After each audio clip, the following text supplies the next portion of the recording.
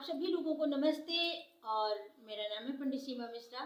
मेरे YouTube channel में आप सभी लोगों का स्वागत है।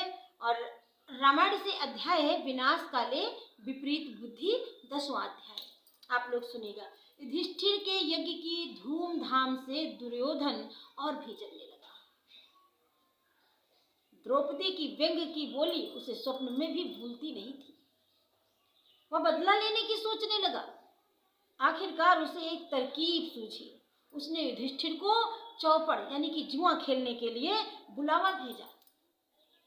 युधिष्ठिर चौपड़ के शौकीन थे, उन्हें इस खेल की बुरी लत थी। पांडव दुर्योधन के इस बुलावे से बहुत खुश हुए। उन्हें क्या पता था कि इस निमंत्रण के पीछे उनकी बर्बादी छिपी हुई है। वे खुशी खुशी हस्तिनापुर आ गए, साथ में द्रौपदी भी आई। वह द्रौपदी जिसने दुर्योधन को अंधे बाप का अंधा बेटा कहा था।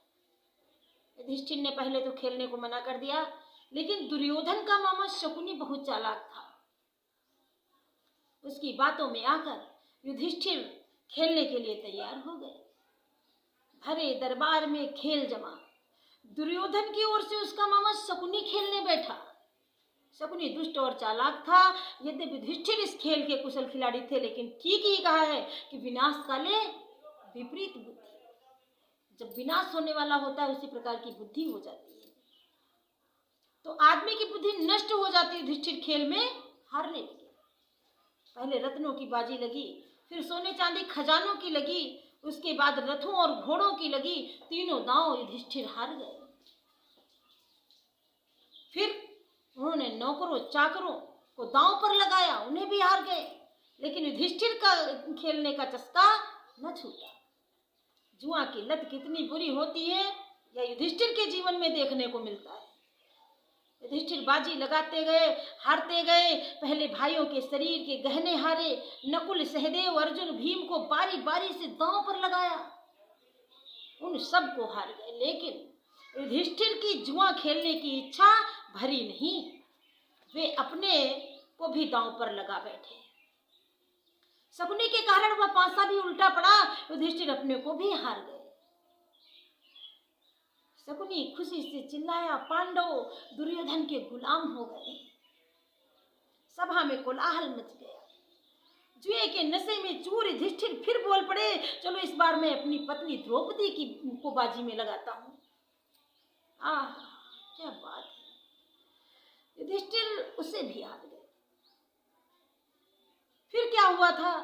दुर्योधन के आदेश से द्रौपदी सभा में खींच कर लाई गई। दुर्योधन के हाथ में द्रौपदी का व्यंग कांटे की तरह चुभ रहा था।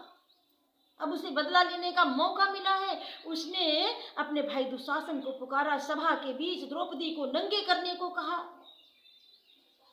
दुशासन साड़ी खींचने लगा। असहाय द्रौपदी लाज से कांप उठी। उसने दोनों हाथों से अपनी आंखें ढक ली, ईश्वर का ध्यान किया। वे ही सबके रक्षक हैं। सच्चे मन से भगवान को याद करें तो वे अवश्य आ जाते हैं। कहते हैं साड़ी खींचते खींचते दुशासन थक गया। सभा भवन में साड़ी का ढेर लग गया, लेकिन द्रौपदी की साड़ी समाप्त नहीं हुई। भगवान सबकी लाज रखते हैं। अंत में धृतराष्ट्र ने दुर्योधन को समझा बुझाकर पांडवों को इंद्रप्रस्थ भेज दिया। आज का अध्याय, अगला अध्याय आपको अगले दिन मिलेगा। वीडियो जरूर लाइक करिएगा। धन्यवाद।